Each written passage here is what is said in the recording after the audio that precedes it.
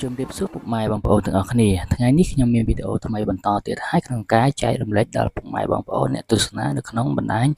សង្គម YouTube ទាំងអស់គ្នាហើយវីដេអូនេះគឺខ្ញុំចង់ចែករំលែកទៅកាន់ពុកម៉ែបងប្អូនឲ្យបានគ្រប់គ្នាតាក់ទងទៅនឹងដំណើរកម្សាន្តរបស់ខ្ញុំ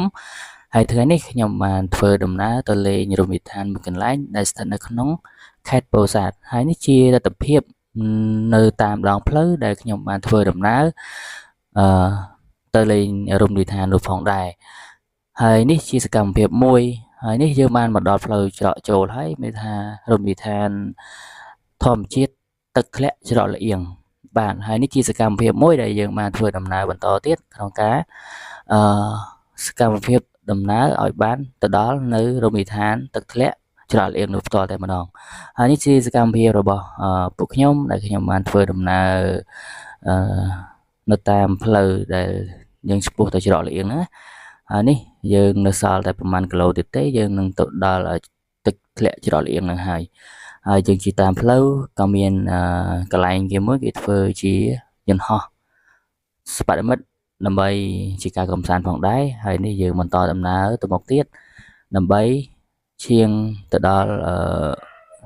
ទីនោះផ្ទាល់តែម្ដងបាទហើយសកម្មភាពរបស់ខ្ញុំសង្ឃឹមថាពុកម៉ែបងប្អូននឹងពេញចិត្តនៅវីដេអូរបស់ខ្ញុំបន្តទៀតហើយនឹងមានការចែករំលែកបន្តទៅកាន់ពុកម៉ែបងប្អូនជាច្រើនដើម្បីឲ្យបានទស្សនាហើយនេះយើងបានមកដល់ផ្លូវចូលច្រកចូលនៃទឹកធ្លាក់ច្រកលៀងនឹងហើយបាទហើយអ្វីដែលសំខាន់គឺនៅពេលដែលខ្ញុំមកដល់ហ្នឹងគឺនៅប្រហែលជាម៉ោង9ពេលព្រឹកហើយអត់ទាន់សូវមានអ្នកមកលេងទេគឺមកមួយទេបាទហើយនេះយើងបានចិត្តដល់ហើយយើងកំពុងតែធ្វើដំណើរតាមផ្លូវច្រកចូលហើយយើងមុនយើងផ្ញើម៉ូតូបាទហើយតម្លៃផ្ញើម៉ូតូគឺ1-2000រៀលទេបាទហើយនេះទស្សនវិជ្ជានៅបរិវេណនៃច្រកលៀងហ្នឹងហើយយើងក៏ធ្វើដំណើរបន្តដើរចូលទៅខាងលើដើម្បីទៅដល់ទឹកធ្លាក់នោះផ្ទាល់តែម្ដងបាទហើយសង្ឃឹមថាពុកម៉ែបងប្អូននឹងពេញចិត្តវីដេអូនេះជួយចុច Subscribe ឬក៏ Share Like ឲ្យម្នាក់មួយផងដើម្បីជាការលើកទឹកចិត្តដល់រូបខ្ញុំបានដើម្បីធ្វើវីដេអូថ្មីក្នុងការចែករំលែកដល់ពុកម៉ែបងប្អូនឲ្យបានទស្សនានៅទស្សនវិជ្ជានៃតំបន់រមណីយដ្ឋាននៅក្នុងប្រទេសកម្ពុជារបស់យើងផងដែរបាទហើយនេះជាផ្លូវចូលដែលឆ្ពោះទៅកាន់ទឹកធ្លាក់ច្រកលៀងបាទហើយពេលព្រឹកអត់សូវមានមនុស្សទេគាត់ថាសួរអ្នកលក់ទៅគាត់ថាប្រហែលជាម៉ោង10ទៅម៉ោង11 12អីហ្នឹងគឺសម្បូរអ្នកមកលេងច្រើនហើយខ្ញុំទៅហ្នឹងគឺខ្ញុំទៅថ្ងៃអាទិត្យណាមួយខ្ញុំរវល់មិនបានធ្វើវីដេអូភ្លាមទេគឺពេលនេះគឺតនេគឺយើងចាប់ផ្ដើមធ្វើវីដេអូហ្នឹងដើម្បីជាការចែករំលែកហើយនេះជាផែនទីសម្រាប់ទីតាំងនៃការដើរកម្សាន្តហើយនេះជាទស្សនវិជ្ជា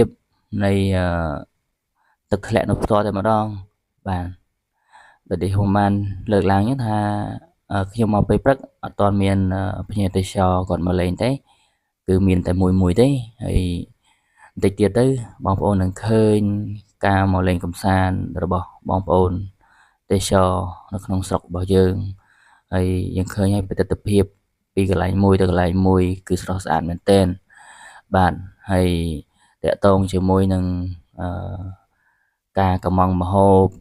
តកតងជាមួយកញ្ចុះកន្លែងអង្គុយលេងនេះគឺសមរម្យមែនទែនមិនថ្លៃទេសម្រាប់ក្នុងថ្ងៃចុងសប្តាហ៍ហ្នឹងបាទហើយនេះជាទស្សនវិជ្ជាមួយដែលខ្ញុំបានចែករំលែកទៅកាន់ពុកម៉ែបងប្អូនឲ្យបានឃើញនៅទស្សនវិជ្ជានៃទឹកធ្លាក់ច្រកលៀងបាទគឺមានទស្សនវិជ្ជាស្រស់ស្អាតមែនទែនអានេះយើងមកខែក្តៅបើសិន